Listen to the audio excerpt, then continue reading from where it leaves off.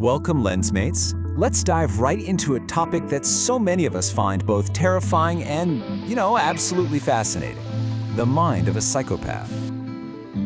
This question was pulled from an online discussion, and it really gets to the heart of what we're going to explore today. Why are we so drawn to these dark, twisted stories? What is it about the so-called evil mind that just captures our imagination? So, for this explainer, we're going to use a really popular true crime book as our main exhibit. It's called Talking with Psychopaths and Savages. And through this book, we're going to investigate not just, what psychopathy is, but also why we're all so obsessed with it. Okay, but before we really get into the world of the book, we need to ground ourselves a little bit in the science. When we throw around the word psychopath, what are we actually talking about from a clinical standpoint? Okay, look at this number, 1.2%. That's the estimated percentage of adults with psychopathy. Now, to put that into perspective, that's roughly twice as common as schizophrenia or anorexia. So what does that mean? It means you've almost certainly at some point met people with these traits. So we often hear these terms psychopath, sociopath, ASPD, and they get thrown around almost interchangeably, right? But they're not really the same thing. Psychopathy is more of a personality structure. It's focused on traits like a lack of empathy or being super manipulative. Then you have antisocial personality disorder, or ASPD. That's a broader, more official diagnosis that's really focused on observable behaviors, often criminal ones. And sociopathy?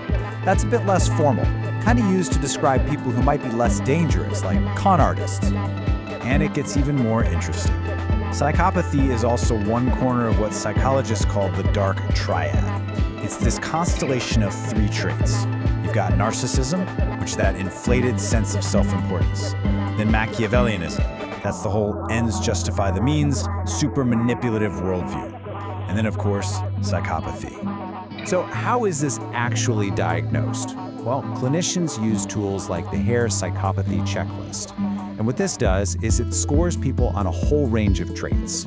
It looks at their interpersonal style. Are they superficially charming? It looks at their emotional capacity. Is there a real lack of guilt or remorse? And it even looks at their lifestyle. Is it impulsive, maybe even parasitic? All right, so now that we have that clinical background, let's get back to our main exhibit. We're going to see how all these traits actually play out in the real world through the eyes of the author Christopher Barry D. in his book, Talking with Psychopaths and Savages.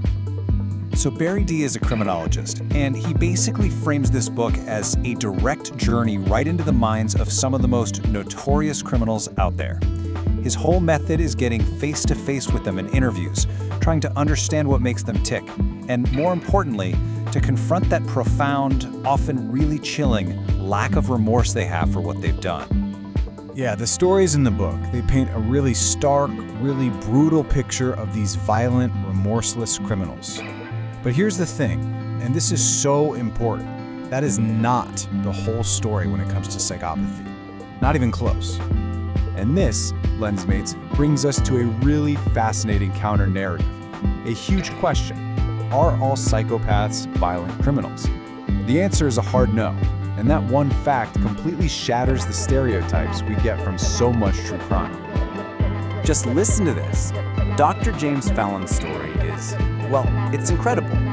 He's this respected professor, a neuroscientist who was studying brain scans of psychopaths and accidentally discovered his own brain fit the pattern. He's what we call a high-functioning psychopath. He has the core traits, like a lack of emotional empathy, but he's channeled them into a totally successful, nonviolent life. The way he explains his motivation is so interesting. He says that instead of directing all those manipulative or competitive traits outward in destructive ways, he just turned them inward. He basically frames being a good person as a game that he has to win against his own nature. So for him, it's a cognitive strategy, right? It's not an emotional one at all. Okay, so Dr. Fallon's story adds this whole other layer of nuance, right? It complicates the picture. And so does this next point.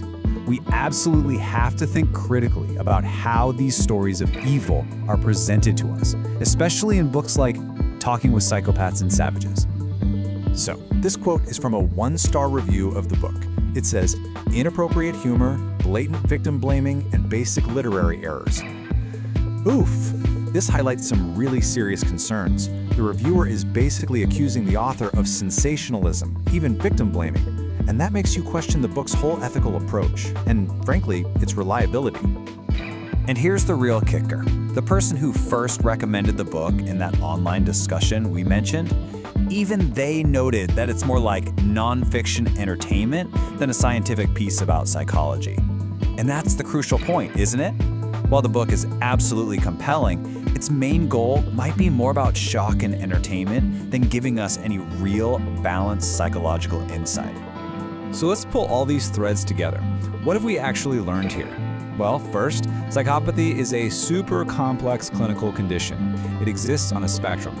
Second, and this is a big one, not all individuals with psychopathic traits become violent criminals. Some are high functioning and lead totally successful lives. And finally, our own fascination with true crime is powerful, but it means we have to be really critical consumers of the media we're taking in.